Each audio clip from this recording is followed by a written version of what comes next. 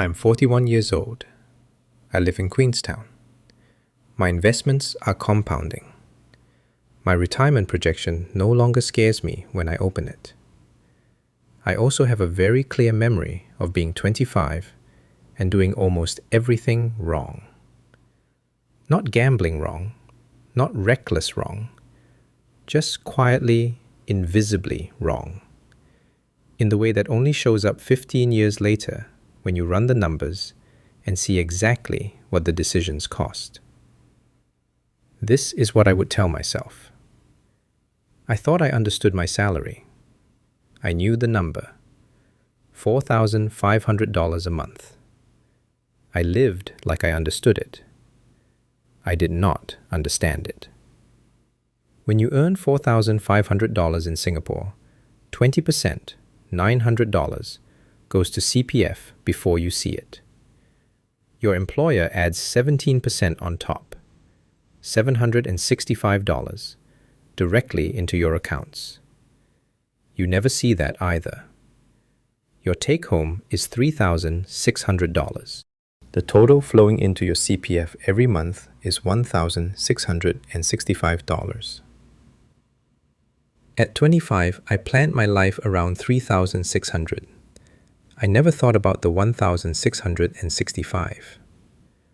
Of that $1,665, roughly $270 goes into your special account every month. The SA earns 4% annually, guaranteed, government-backed. The first $60,000 across all your combined CPF balances earns an extra 1%. So in your early years, your SA is effectively earning 5%. 5%, guaranteed, no market risk. I had never opened my CPF statement at 25. $270 a month, compounding at 5% from 25 to 65. $425,000. I did not know that number existed. I was too busy counting the 3,600. Log into cpf.gov.sg. Find the retirement dashboard. Look at your SA balance and your projected payout at 65. That number at 25 is the seed. Every dollar you move out of SA unnecessarily, every withdrawal you did not have to make, shrinks it permanently. Know your accounts. All of them. Not just your DBS balance. The second thing I got wrong almost cost us our first flat. At 27, I read something about transferring OA savings to SA to earn the higher interest rate, 4% instead of 2.5. The math seemed obvious. I transferred $30,000. 2 months later, my girlfriend found a BTO in Tengah, 4-room. Our combined income was under $14,000. We were first-timers. We qualified for the enhanced CPF housing grant. Flat price, $490,000. HDB loan down payment, 10%, $49,000. Payable from CPF OA. My OA had $19,000 left. The OA to SA transfer is irreversible. We made it work. Delayed 1 ballot round, used my wife's OA, paid part in cash. But we lost our first choice queue position and paid cash for money that should have come from CPF. The OA to SA transfer is a powerful tool. After your BTO is bought and your mortgage is set. Before that, it is a trap dressed as an optimization. The rule is simple. Do not touch OA until you know exactly how much you need for housing. After MOP, after the picture is clear, transfer everything you do not need. Before that, leave it alone. The third thing was the SRS account I did not open. I knew what it was at 26. A friend mentioned it. I looked it up. I understood the basic structure. Contribute, get a tax deduction, invest the funds, withdraw in retirement with only half taxable at what should be a low rate by then. I told myself I would open it when I earned more, when the tax savings were bigger. When it made more sense, I opened it at 34. 8 years of not opening a free account that takes 20 minutes. The SRS annual limit is $15,300. In my late 20s, I could not max it, but I could have contributed $5,000 a year. $5,000 a year for 8 years at 7% in CSPX, the Irish domiciled S&P 500 ETF that attracts 15% dividend withholding tax instead of the 30% charged on the American listed VOO, is $60,200 by the time I finally opened the account. Sitting in a savings account at 0.05%, and the tax I was paying for no reason. At 28, my marginal rate was 7%. By 32, 11. By 35, 15. 15% of $15,300 is $2,295 every year, paid to IRAS because I had not opened a free account. Not because I could not, because I had not gotten around to it. 19% of all SRS funds in Singapore currently sit in cash, earning 0.05%, while inflation runs above 2%. The account is not the investment. The account is the vehicle. You still have to drive it. Open the SRS today. DBS, OCBC, UOB. 20 minutes in the app. Move the money into CSPX or VWRA immediately. The standing instruction: $1,275 a month, hitting the annual limit automatically. The fourth thing was compound interest. I understood the concept. I had seen the charts.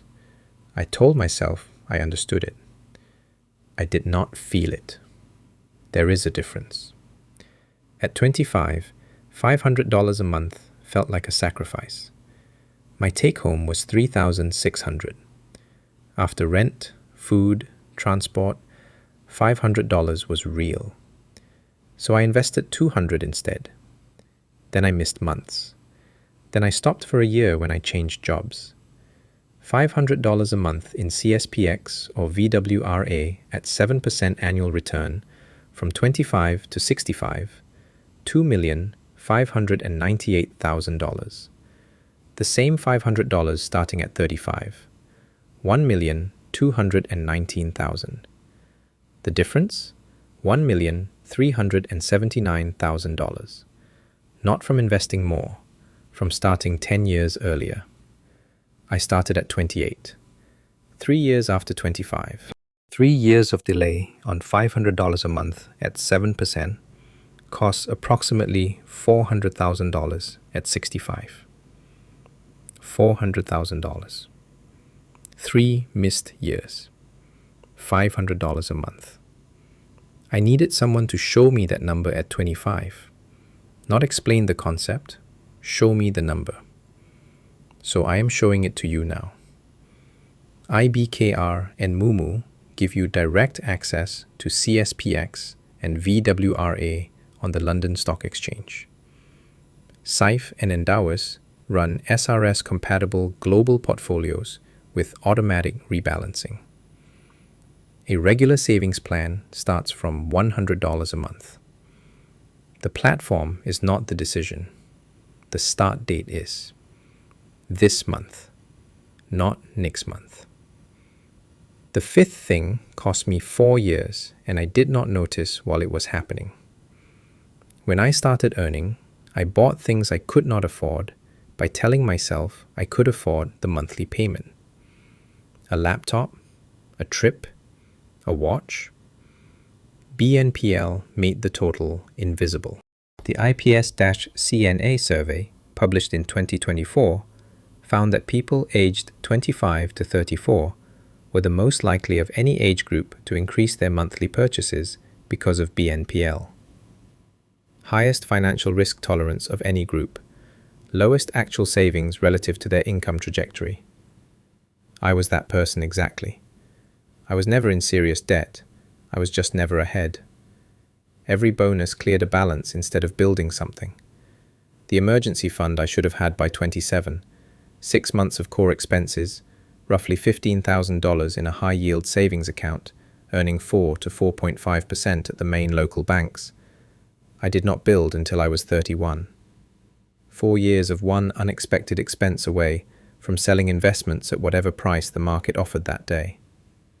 Core monthly expenses for a 25-year-old sharing an HDB flat in Singapore, around $2,500. 6 months, $15,000. Not in equities.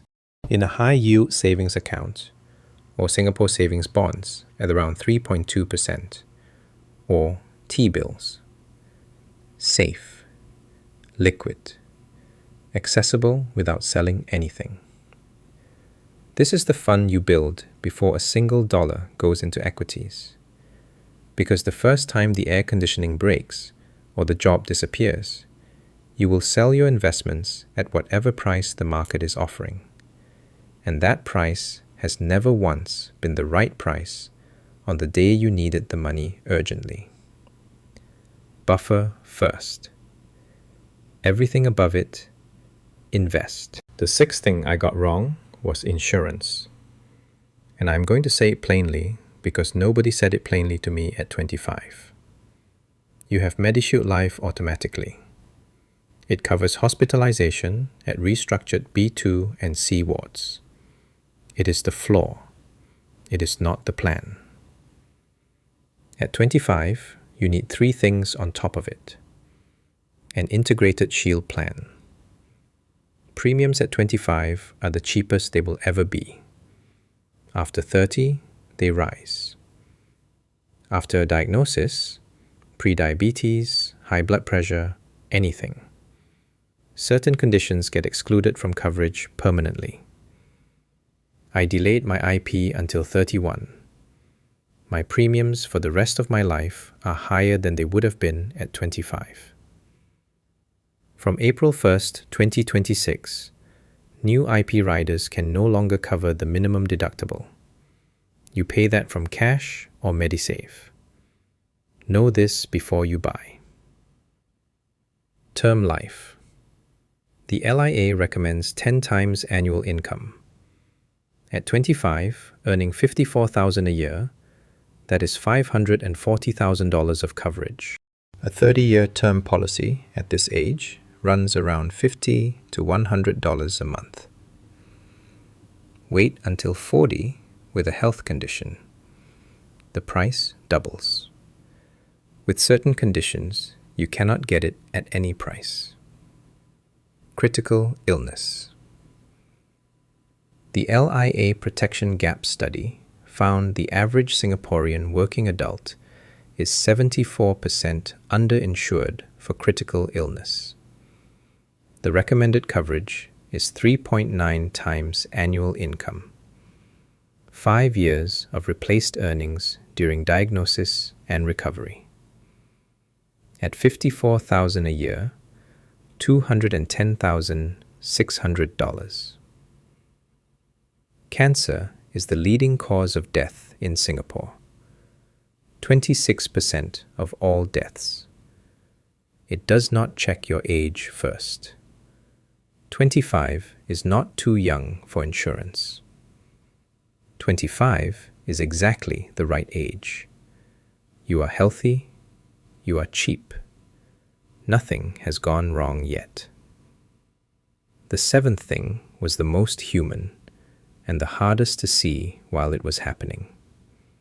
I watched my friends get raises and immediately get more expensive. New phones, Grab instead of MRT, restaurants instead of hawker centers, weekend trips, the move from a shared room to a full apartment. I did most of these things too, not because I needed them, but because everyone around me was doing them, and it felt like what earning more was supposed to look like. The median income for a 25 to 29-year-old in Singapore in 2026 is $4,850 a month. The savings milestone for 25, $25,488 in combined CPF and liquid savings. For 30, $84,240. 5 years, nearly $60,000. Most people I know did not get there. Not because they spent carelessly, because their income went up and their spending went up at exactly the same speed. The margin never widened. The rule that actually works. I started applying it at 29, 4 years too late, is to move the savings before you see the money. The day salary arrives, a standing instruction moves the investment amount out. The SRS instruction runs on the first of the month. The emergency fund builds automatically. What remains is the spending budget. Not spend first, save what is left. Because what is left is always nothing. I am 41. The money I invested at 28 is doing what compound interest does. The money I should have invested at 25 is not there. It is in restaurants I do not remember, subscriptions I cancelled, things I bought because they were on sale. I do not regret most of my life at 25, but I regret the financial version of it. Clearly, specifically, in exact dollar amounts I can calculate. You still have time I did not use. The CPF dashboard is on cpf.gov.sg. The SRS account takes 20 minutes. CSPX trades on the London Stock Exchange through IBKR or Moomoo. The BTO portal is on HDB. None of this requires a finance degree. None of it requires a large salary. It requires the decision to start and the discipline to not stop when it gets boring, which is when it is actually working. The results will not be visible at 25.